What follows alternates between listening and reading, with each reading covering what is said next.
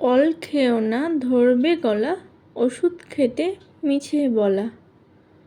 কি ভাবছো বন্ধুরা, আজ এই কবিতা কেন? আজ আমি নিয়ে চলে এসেছি ওল চিংড়ির রেসিপি। ছোটোবেলায় এই কবিতাটা আমরা খুব পড়েছি, তাই মনে হলো একটু পাঠ করি। তাইলে চলো তোমরা আমার রান্নাটা দেখতে থাকো। ওলগুলোকে কেটে আমি ভাপিয়ে নিয়েছি নুন জলে, এবং চিংড়ি মাছগুলো ধুয়ে রেখেছি। আর এদিকে কড়াইটা আমি গরম বসিয়ে দিয়েছি।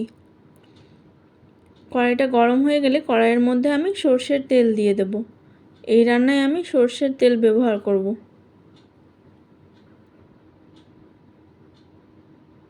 তেলটা গরম হয়ে গেছে। এদিকে চিংড়ি মাছ আমি নুন হলুদ মাখিয়ে রেখেছিলাম, সেগুলো এক এক করে ছেড়ে দিলাম। চিংড়ি মাছগুলোকে হালকা ভেজে নেব। ভেজে চিংড়ি মাছগুলো আমি তুলে রাখব।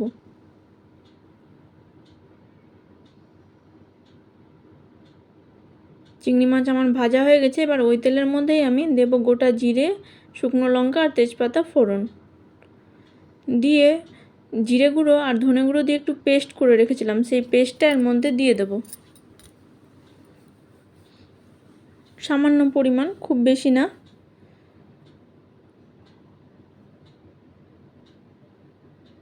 আর এই রান্নাটাও আমি শিখেছি আমার শাশুড়ি মায়ের কাছ থেকেই। তাহলে চলো তোমরা দেখতে থাকো। এই যে জিরে গুঁড়োর পেস্টটা আমি দিয়ে দিলাম, দিয়ে ভালো করে নাড়াচাড়া করে নেব। এর মধ্যে আমি নুনটা অ্যাড করে দিলাম, হাফ চামচ মতো নুন দিয়েছি। আর দেব সামান্য পরিমাণে হলুদ গুঁড়ো, দিয়ে একটু নাড়াচাড়া করে নেব। নিয়ে এর মধ্যে আমি সেদ্ধ করে রাখা ওলগুলো দিয়ে দেব।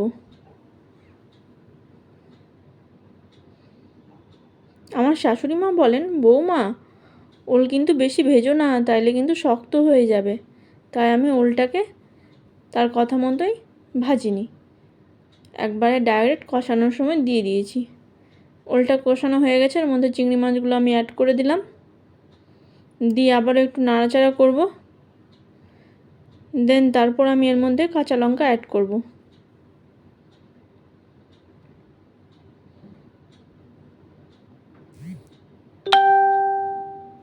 এখানে আমি 4টে মতো কাঁচা লঙ্কা অ্যাড করেছি, দিয়ে আবারও নাড়াচাড়া করে নেব। তোমরা তোমাদের স্বাদ অনুসারে যে যেমন ঝাল খাও সেভাবে কাঁচা লঙ্কা অ্যাড করো। আমি খুব বেশি ঝাল খাই না, তাই 4টেই কাঁচা লঙ্কা দিয়েছি। জলটাও এর মধ্যে দিয়ে দিলাম, দিয়ে আবারও একটু ফুটতে দেব। ফুটে উঠেছে, এরপর আমি ঢাকা দিয়ে দেব। মিনিট 5 পর ঢাকনা তুলে আবার দেখে নেব যে কেমন হয়েছে।